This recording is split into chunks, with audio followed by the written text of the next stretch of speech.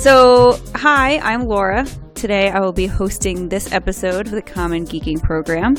I'm not sure this is going to be kept in because I'm not sure how we want to announce this, but this will be my last episode hosting and as our regular member. As Keenan and I were just discussing briefly before Jahnavi hopped on, my life has gotten a little crazy recently and I don't really have time to do anything, let alone have fun. So I'll be stepping down. Hopefully I'll be part of some of the common briefing programs or some things that are a little bit less time intensive, but to make sure that you guys get the best episodes, we want to make sure we have time to plan them, and I haven't been finding the time to do that recently. So I'll be stepping down or being killed by someone in the podcast because that's apparently what we do. So anyway, I'm dead now. Which leads me to my trigger warning for this episode, which apologies that I did not give that to you guys who are on the episode with me. The video does include a lot of gratuitous violence, and some of it is self-inflicted. So if you are not amused by jokes about trying to hang yourself, don't listen to this episode. That is my recommendation. Or watch the video, because we will be talking about it. That's my trigger warning for the day. Anything that you guys want to add on to that before we really kick this off? Nah, I think that summed up both things pretty well. Yeah. Cool. Nobody cook anything. It's very dangerous. I stabbed myself in the hand. What were you cooking, by the way? So I was trying to make these veggie burgers, right? Okay. I pulled the veggie burgers out of the freezer, and usually, like sometimes two of them are stuck together, right?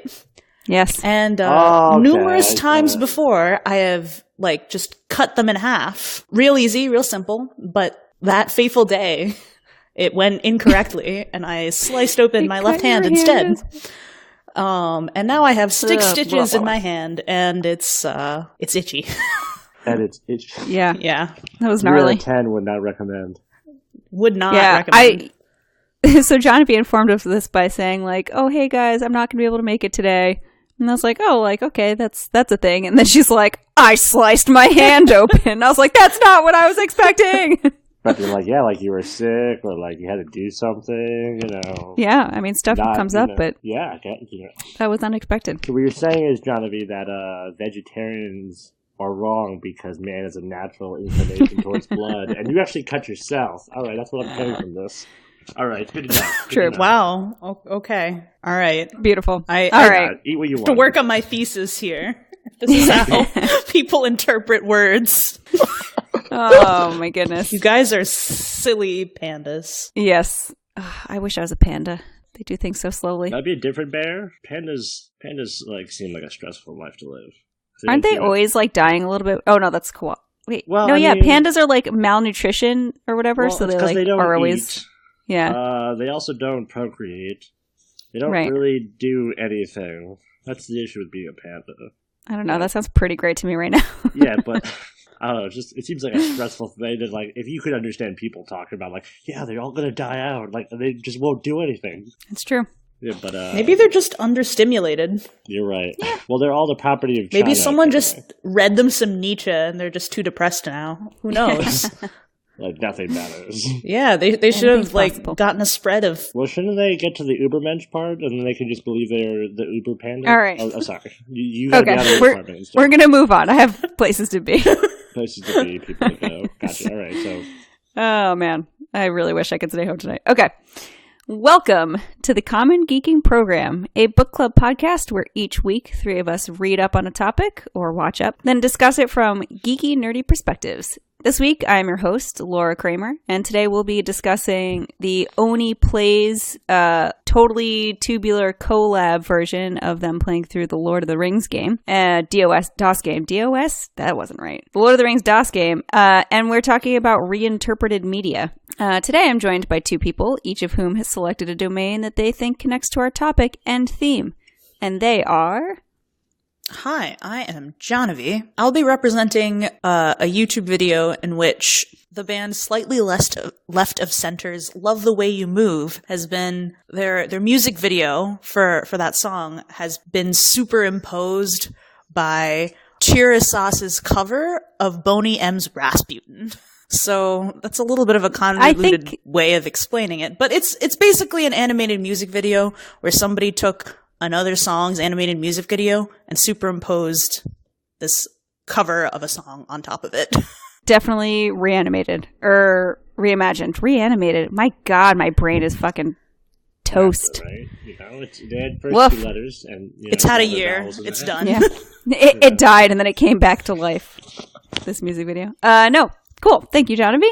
Hey guys, what's up? It's me, Keenan Kodesh, as always. I will be talking about the Adventure Zone, which is a podcast from the makers of My Brother and Me, the McElroys, and their dad, and they just basically play like D&D. But what I really want to talk about is the fan animated stuff that they made out of it. There's actually a lot of fan art.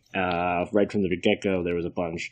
And just random animators kind of animate little segments, little clips, usually no longer than like 3 or 4 minutes of a podcast episode of a bit they thought was especially funny or whatnot. All right. Thanks, guys. So we're going to start by summarizing our topic and domains before we discuss, and then we are going to close with a competitive rating section to determine who best contributed and whether today's topic is enjoyable. So let's hop on this train.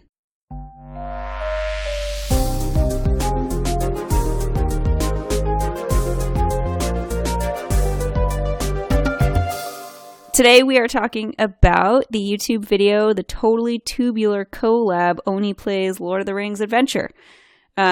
So to break that down into the biggest chunks I think it can be broken down into, The Lord of the Rings is a really famous fantasy series by J.R.R. Tolkien.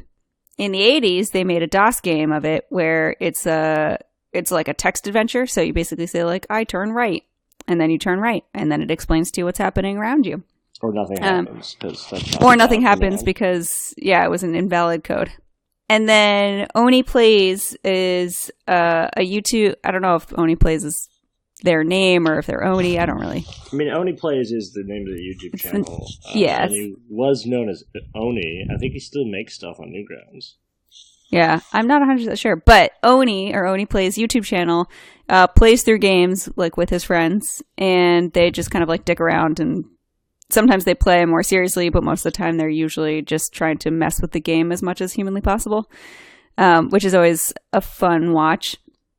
And then, so they had this really fun video of Lord of the Rings adventure game, and then somebody, Totally Tubular, ended up doing a whole animation of the 20-minute video. So it is like all sorts of different media coming together to create this one video. Where they play the Lord of the Rings DOS game, and like the animation is very silly. I don't know if you guys want to summarize like what happens in their playthrough. Well, they mostly just mess around and kind of like what you said. They just see how much they can get away with at first, and just see like they restart a few times. Did they actually restart? Because they said like they restarted, but I don't actually know. Yeah, like the game ends for them a couple times. Like they failed and then they had to start again. Yeah. So like they start off like killing everybody. Yeah. Because they want to see if they could. and then they just kind of proceed, messing around with.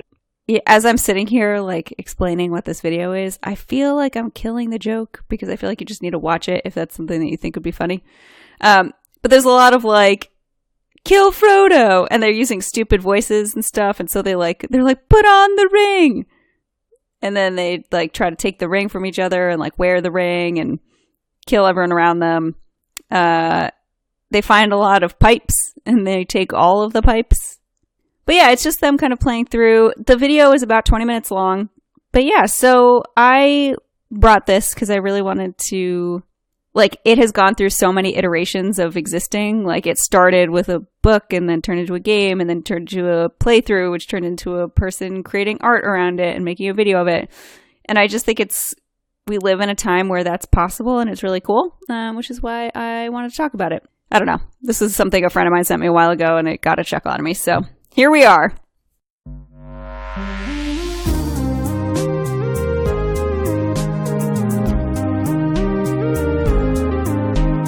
I am essentially going to be talking about a combination of 2 music videos, because I think when you're talking about reimagined media, songs to me are a good place to start, because a lot of the time when you listen to a song, you have different associations with it. And I think everybody has probably had at least one experience where they've like heard a song somewhere and then they watched a music video for it and was like, wow, this was really different than what I thought it would be. Or like, wow, that ruined the song for me because this is such a not fun music video or something like that. So that's what I was sort of thinking of when we were thinking about reimagined media. So in order to sort of parallel a little bit of the different time jumps, like between Lord of the Rings and then before this DOS game and then before like the modern age of like people making animation to go with like voiceover. Because I think that is a fairly common thing that's done with like bits of podcasts that people think are funny. So in any case, if you guys are familiar with Boney M's song Rasputin.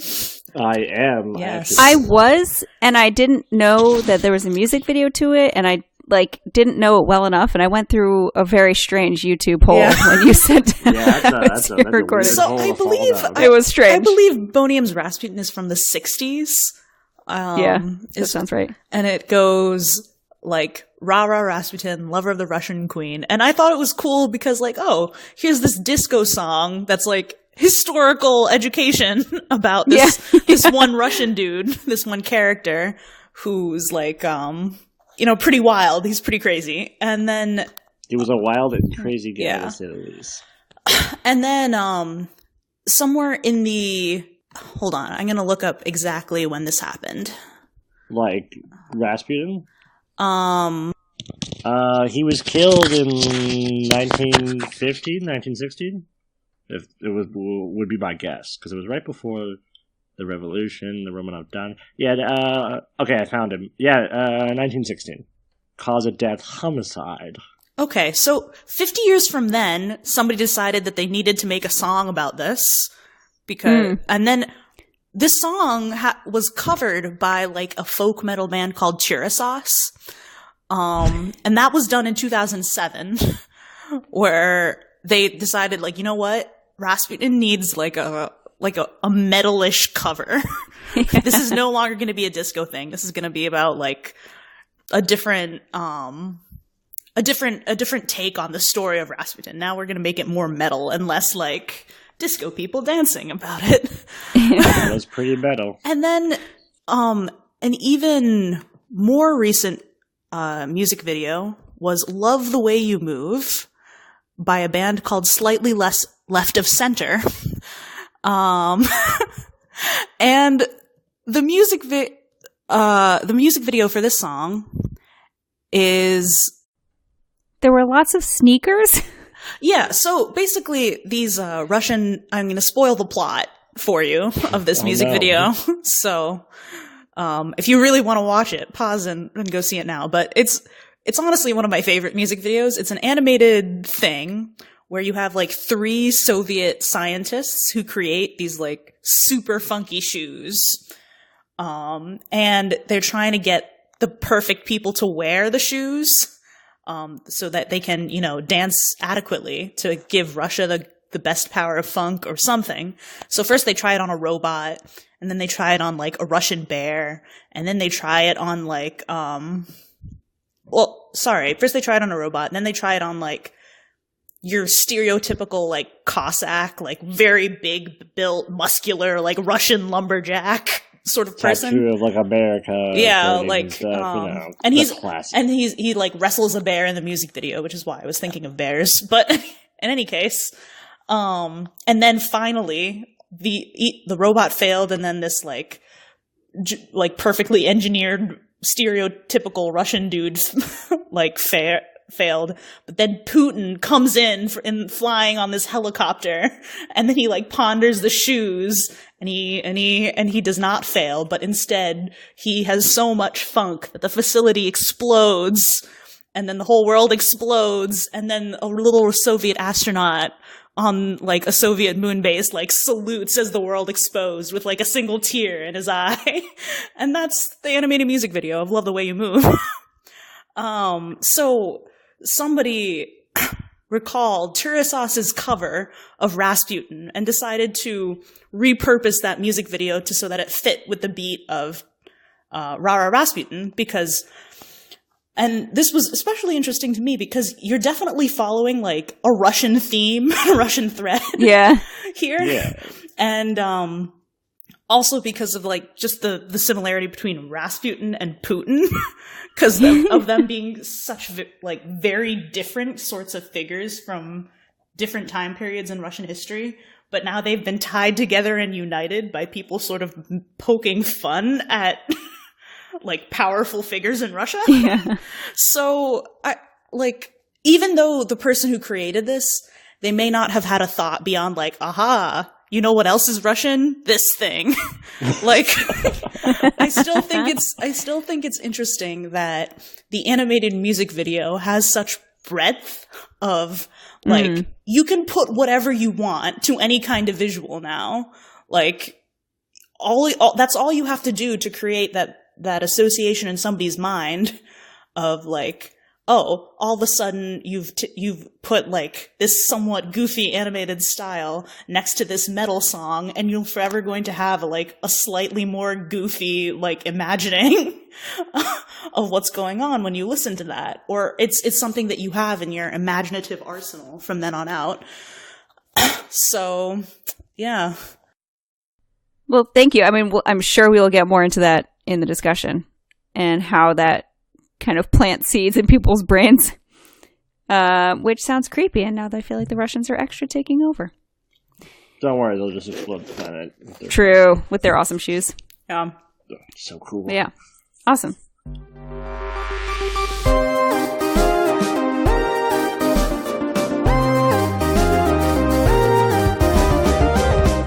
Keenan, would you like to tell us about the Adventure Zone and their spin-offs?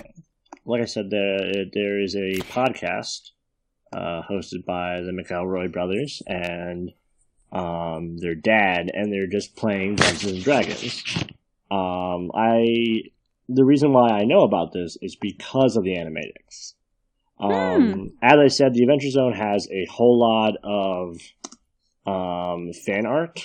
Yeah, we've also done 2 Adventure Zone episodes, so if you don't know what it is at this point, you should listen to those episodes. Like, honestly, it's kind of crazy because like they talk, because I'm started. Then again, I'm also starting from the beginning, and because I didn't really pay attention for it for a while until the animatics, because every time I tried to listen to the first episode, it's a lot of setup for D&D, and like I didn't really find it that amusing, and it's like 2 hours long, and so every time I tried to watch it or fast forward, I'd miss like the one important thing.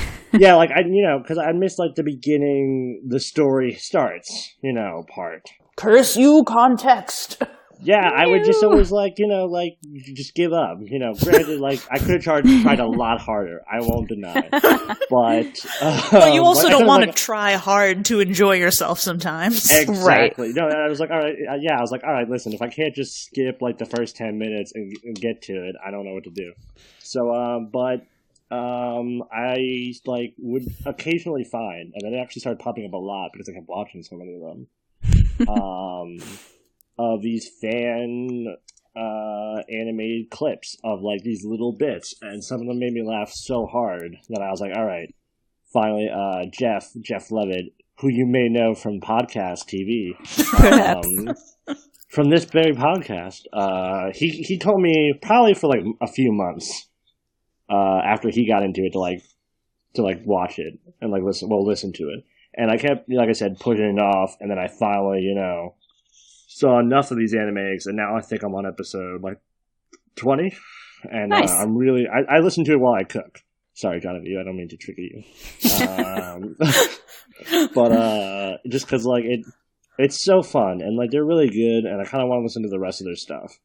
I brought it up because I think it's really cool, the fan interaction with this, and like actually the fans' depictions of them have actually helped. Like they talk about, like, once again, I'm only so far in, but they talk about the fans depicting their characters and how like that has actually helped them kind of shape the character's like image in their own heads. And I just thought it was really cool that these fans got so involved with this, and also that there's like a hive mind of creativity that's possible now, because it's easier to create media of certain kinds than it was before. And ultimately, like I said, it's also like it's free real estate. It's free advertising. Like they're not really paying these people to make these clips, but because of them, I'm now listening to their podcasts. That's awesome. Also, their podcast is great, so I'm glad you're listening. All their podcasts are pretty good. Now I have, like, little bits from YouTube, once again, of all of them, and, like, now I'm like, oh, well, I guess I gotta listen to them now, Your schedule's filling up. Yeah. Nakamura is all the way down? Yeah. All right. Cool. Well, that sounds great, and I'm excited to kind of hop on to the discussion of that hive mind of creativity. So, shall we move on? Let's. Excellent. Let us move on.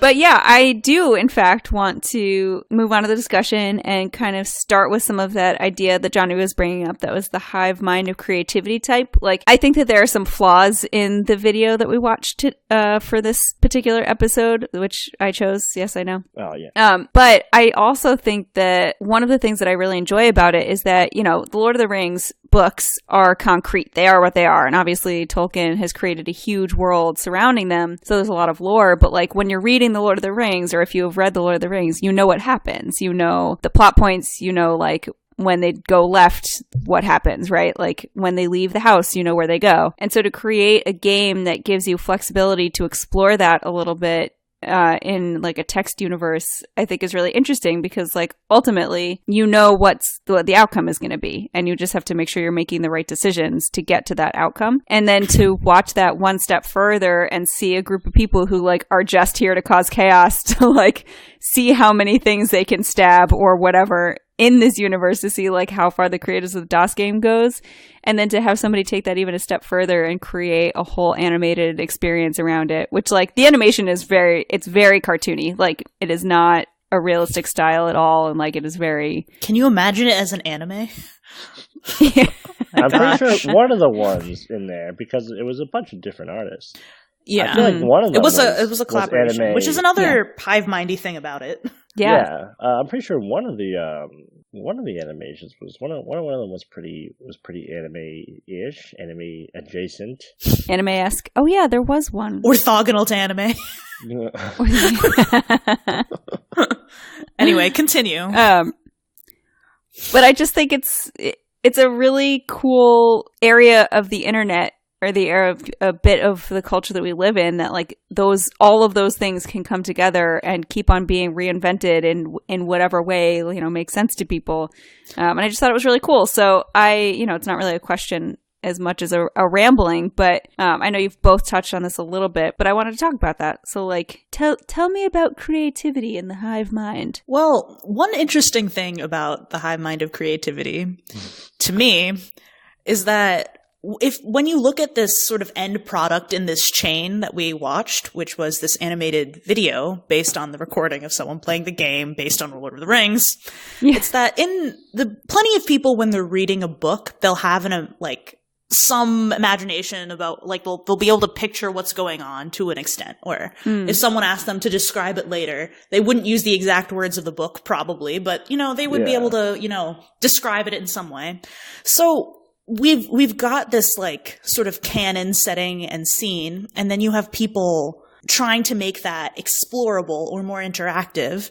And then when you make something interactive, you're inevitably going to have someone who's just like, okay, I want to interact with this in a trolly way, and not in a like wholesome and earnest way, because that's for dumb nerds.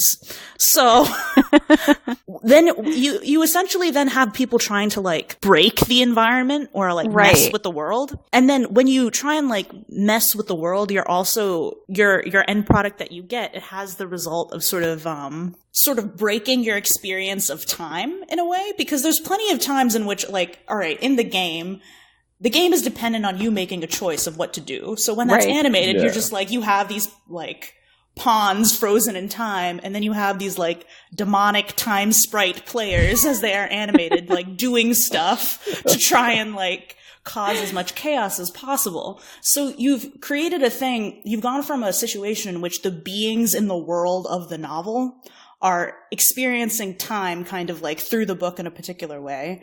And then you as the reader are more or less with them throughout that whole journey. But then the animation that we get at the end, it's disorienting in particular ways because you have like the players are experiencing the game in time. They're not even really thinking about the story because they're just trying to mess with a thing. But then we, because we're given the like visual cues for the story itself, but then we also have the addition of the players as their own characters in the animation. You kind of have this, like, being in the world time conflict of, like, okay, you know kind of what's supposed to happen, and then you have, like, another, like, layer of action or another layer of story that's using the first thing as a canvas. And it's kind of like Hegel got high and hated Tolkien.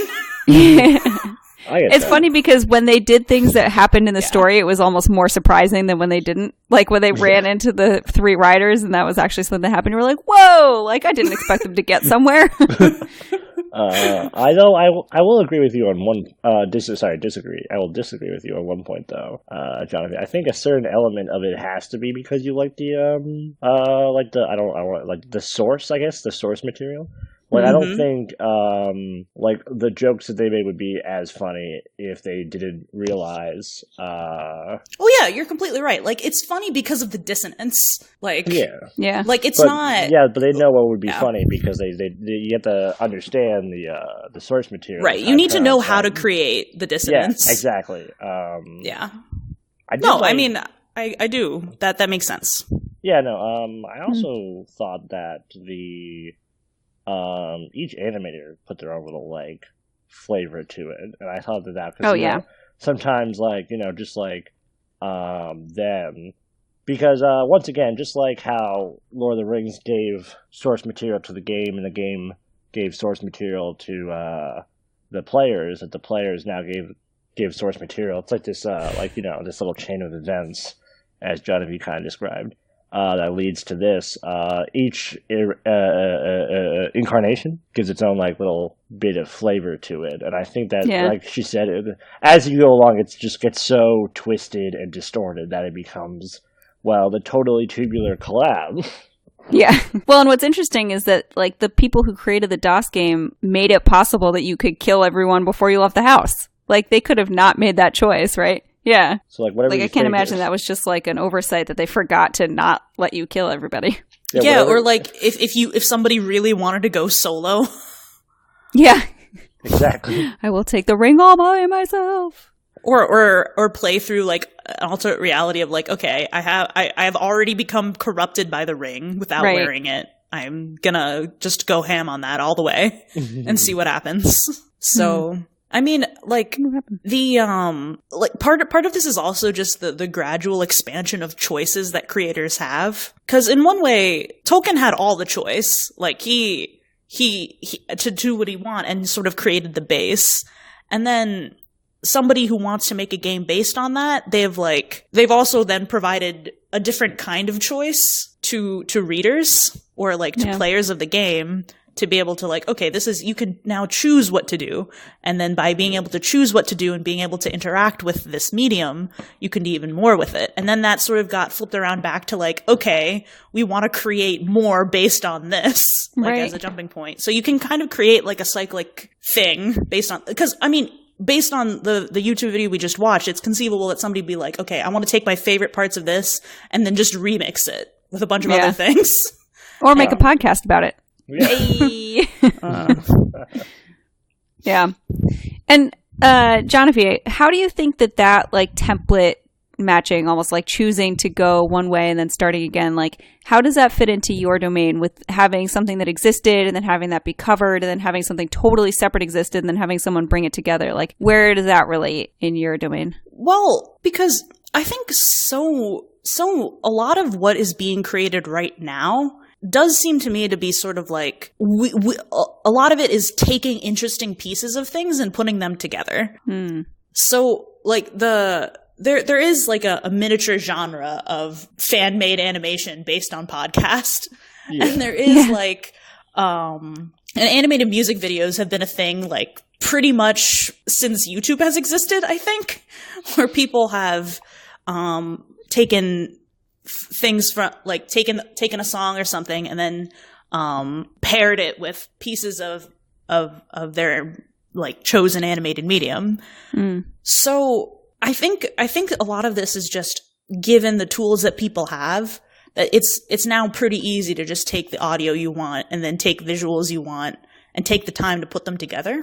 Yeah.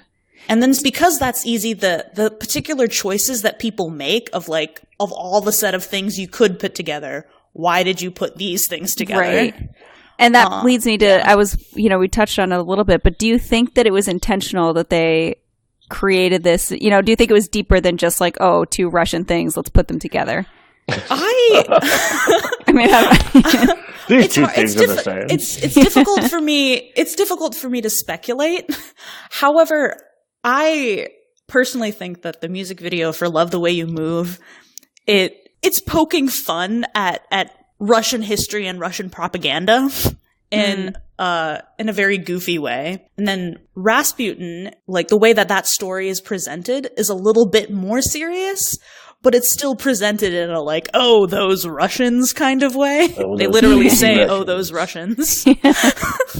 So I think that sentiment of, oh, those Russians is more, it's not just, oh, look, two Russian things. It's like, there's a mood there. There's a particular, like, jauntiness of, like, let us have a chuckle at the Russians. And that's kind of what I was getting from it. I think that the music video and the way that things were timed and paired was much too thoughtful for it to just be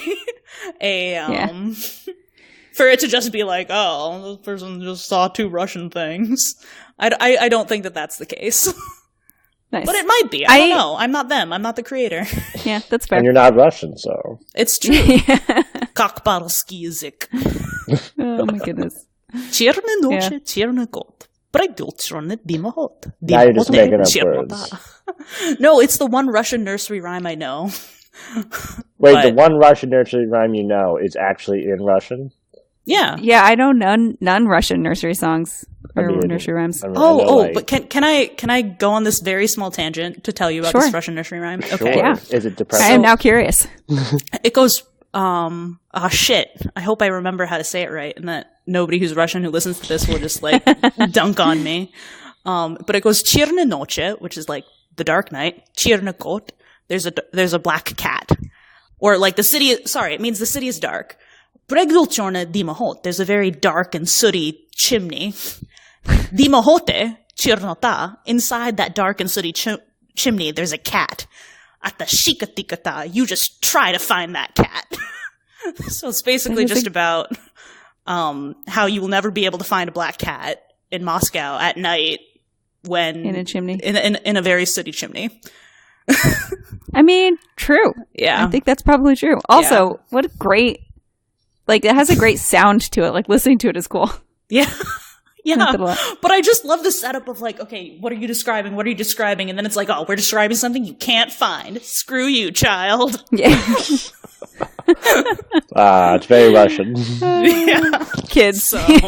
Kids. Anyway, oh, you Russians. Oh, those Russians. Oh, goodness. Thank you, Jahnavi. And Keenan, I'm sorry. I didn't mean to ask a lengthy question of Jahnavi like that and cut you out of the discussion. No, that's all right. So let's bring it back to you.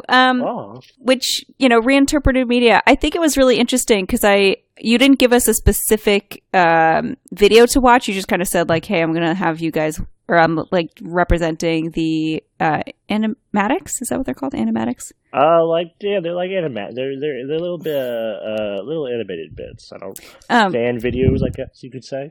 Yeah, and so I was like, well, I want to be a good host here. I'm going to, like, watch some of these videos. And I thought it was really interesting how similar most of them were. Like you could so obviously tell that they were drawn off of, like, how am I trying to say this? they looked a lot of them like there's looked a head the same. canon to how Magnus, Merle, and Taco look. Like how they look. But even beyond that, I felt like everyone, like they must have been watching each other's art or whatever and like kind of going off of that because it looked so similar. And, you know, I wanted to talk about like a little hive mindy that thing. The also, fandom coalescence. Yeah, because like, you know, like Taco, for example, has like that kind of like off the shoulder shirt in like half of them, if not most of them. What I like about all of them is that like there has yet to be like an interpretation that I've seen in the videos, and I was like, oh, I don't think that's how they would look. That's what I also really enjoy, and what I like about it is that because all the fans like participate in this, it like lends it's a very active participation by the fans, and I think that makes it even like if you're not someone who has worked on it. It makes it feel like a very, I don't want to say intimate, but a personal kind of thing. Because I, watching it, have seen how fans have such an impact on it.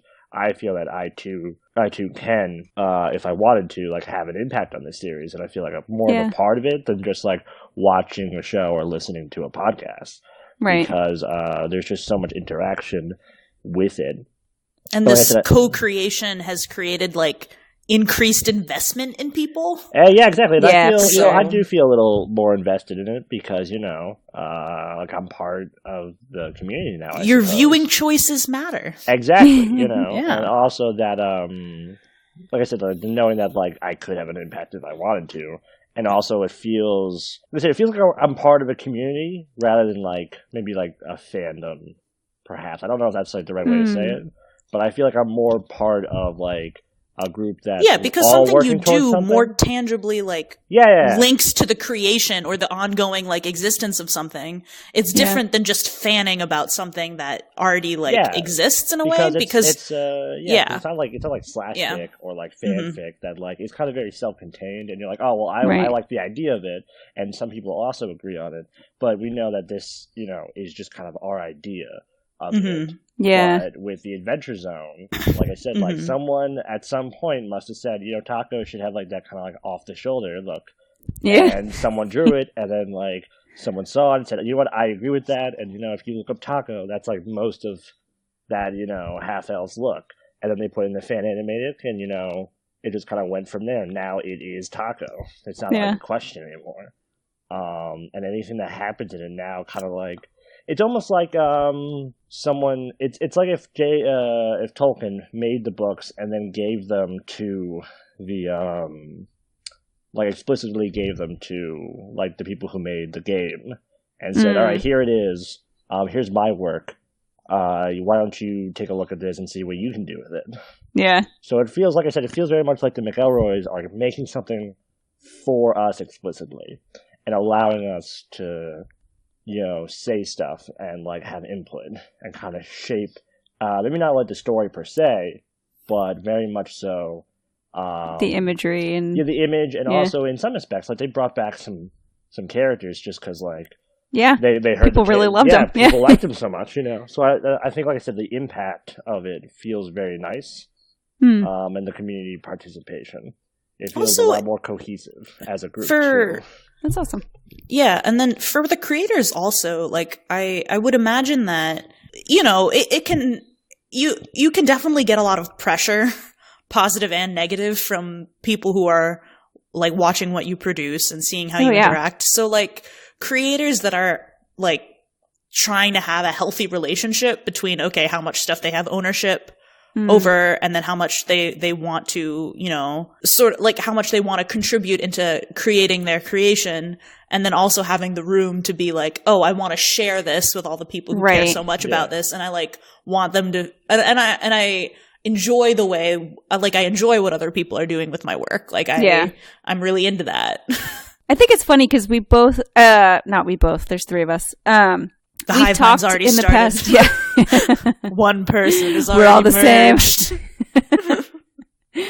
Oh, geez. Pretty much.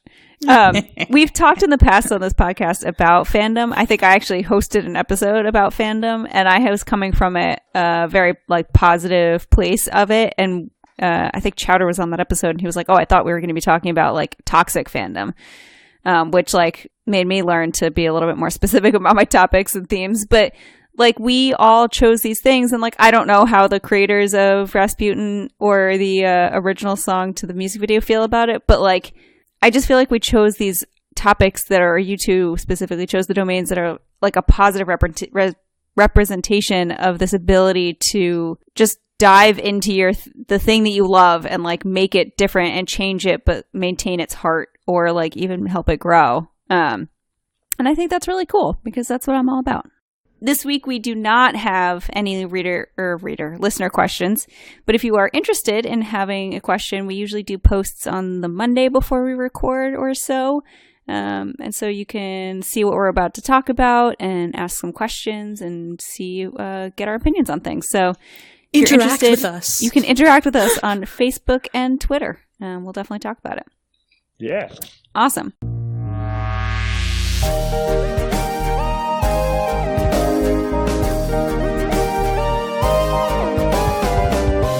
Thank you guys. That was actually like a super fun and engaging discussion, and I really appreciate it because, I wasn't 100% sure how this video was going to land, so I'm glad that we had some cool things to talk about. Neither was I, just because it was Oni. Yeah. True. So we are moving on to the ratings, and you guys are going to rate the topic on a scale from 1 to 5 pipes. There were only 3 in the video, but I'm sure there were more in a different drawer somewhere. I'm sure there's more. I'm sure there's more. Have you heard J.R.R. Tolkien? He put a lot of pipes. So many pipes. The real pipes are the friends we made along the way. It's a pipe to your head. Oh no! Right. I'm gonna go cry now. Well, no, it's because they're arteries. Those are your pipes to your heart. Oh, I see. It's a biological. It's a medical. All right, thing. Sure. I ought to listen better. So, Jahnavi, on a scale from 1 to 5 pipes, how do you feel about OneyPlays Totally Tubular Collab, Lord of the Rings DOS game? Okay, this is tricky for me since I enjoy this topic in general. Oh yeah. And I was amused for a little while, but then I was just kind of like, now I find this annoying. Like by minute 10, I was like, now this is just annoying. I'm annoyed. So I don't know. I'm gonna have to go with a 4. Oh wow. I'll go with a 4 because I like that people do this, and I like that I can sense the fun people had creating this. I can sense the fun that people had playing it, and it's hard for me to resist even just being an observer to people having fun. But on the other hand, I do have a dark, cold, and curmudgeonly heart, and when I'm annoyed, I will have to take away. So dark, I can only give you 4 out of 5. Yeah, I know. Yeah. So curmudgeonly I couldn't fully. You're merciless. I couldn't fully open my heart to allow it to be the 5 stars it would have been had this been like a 5-minute long thing instead of a 20-minute long thing. Yeah, I'm actually totally with you. If it was 5 minutes, it would have been perfect. Great. Yes. Keenan, right, how do you feel? I'm kind of in the same vein as Jahnavi here. I remember Oni back when he was mostly like a Newgrounds guy. And I honestly think Leo and Satan is one of the funniest Flash cartoons ever created. But this in particular, I think he writes funny. I don't think he's very funny though. Does that make sense? Yeah, I think that there's him and his friends comics that are good at aren't as funny as like maybe him sitting down and writing jokes. Because you can edit yourself when you're writing. Exactly, and I didn't, so I'm gonna give this because I thought the animations for a lot of it were super solid and really cool. And then I also once again like the idea of that. Especially like kind of in the vein of like a let's play versus the animation, the collab and everything. So I'm gonna give it a solid 2 pipes. Just because, like I said, I think he's a funnier Raiden than he is. And like you said, he got old. If it was only like a super cut of like maybe like 5 minutes, some like the best moments, then yeah. I could. I mean, I think if that was the next reinterpretation, that'd be great. I'd watch that. Yeah, but it's just, and like I just happen not to super enjoy that. The select OneyPlays. OneyPlays private select. Yeah, there has to be the select, and then there has to be the sampled remix, and then there has to be the dance routine flash mob, and this can keep going. It's like there are many mediums. Yeah. Well, awesome. Thank you, guys. I have the job now where I have to award a Gold Star student, giving the reward to the person who I think best reinterpreted in this episode. See what I did there? I did take some notes while you guys were chit-chatting a little bit, and I think that this is a hard decision for me because Jahnavi, you were like right on with the hive mind of creativity. Obviously, that was like the ping of our episode.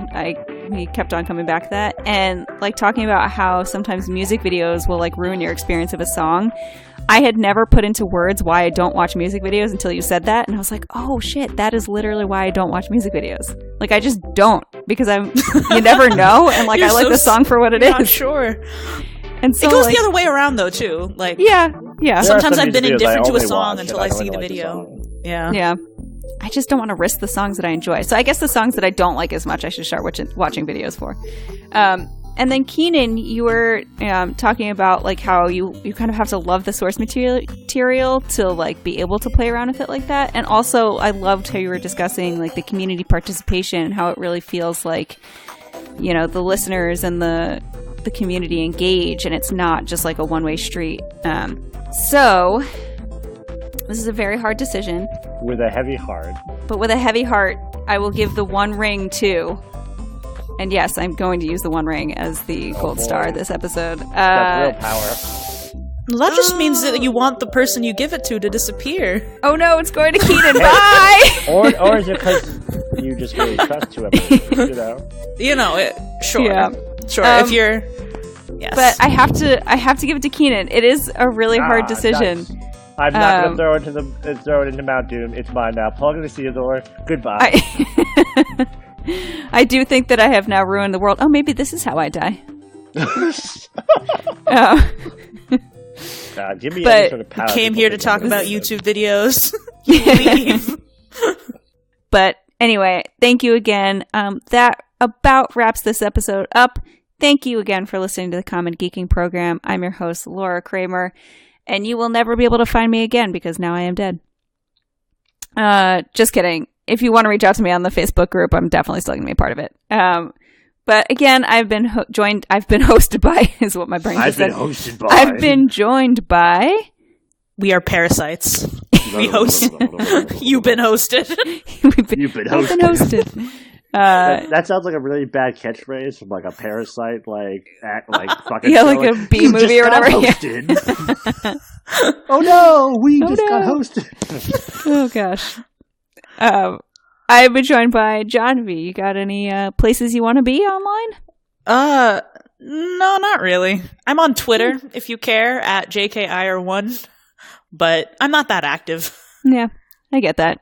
And Keenan, how about you? Do you want to pimp out your stuff? I am hidden from the world. You must find me. Yeah, I can't just give you the tools to find me.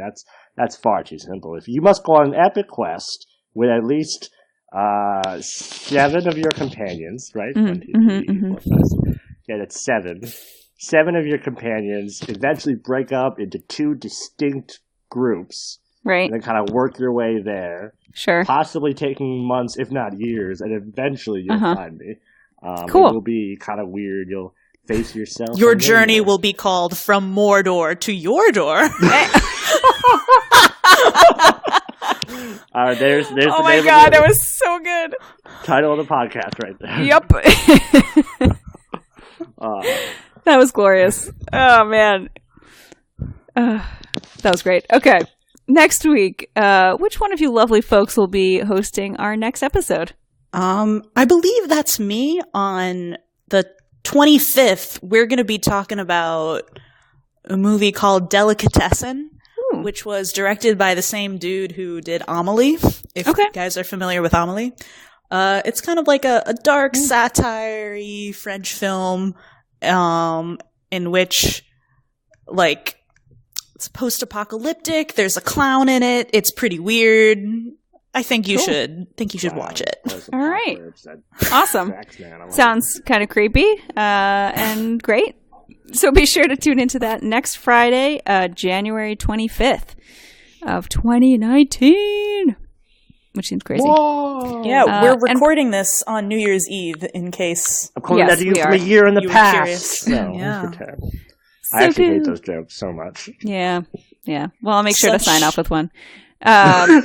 Also, feel free to follow us on Facebook or Twitter at Geeking Program. Any engagement, such as sharing a post, tagging us, or tweeting #CGP, will enter you into a raffle where you get to pick the topic for a future episode. We love those listener episodes. They're so much fun. Even if we don't always love the content in them, we always enjoy playing and listening and reading and learning new stuff. Reviewing us on Apple Podcasts is a critical help to growing our show. We'll read new reviews on the air. Anyway, thanks for listening, sharing, subscribing, everything you do, and we will talk to you next year. Whoa, and also next week, because you'll be listening to this in January. But this is cool. Yeah, it's next year for us. Not that long. Such temporal dissonance. Oh, what do you write on your checks? I don't know. Oh, all right. Fuck. Peace out, guys. Happy New Year. Stay safe.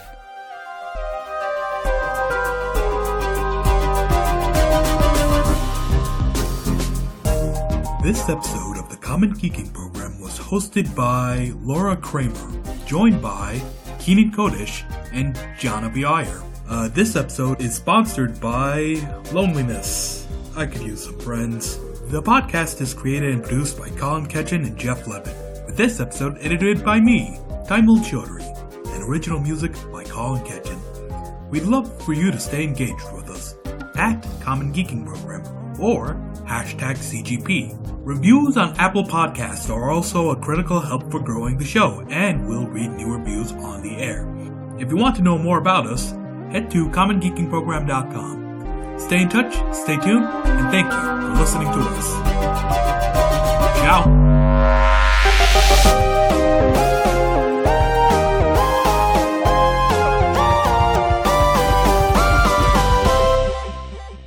We're actually not here. Yeah, we're not here to talk about the slap, although maybe we should be. Who knows?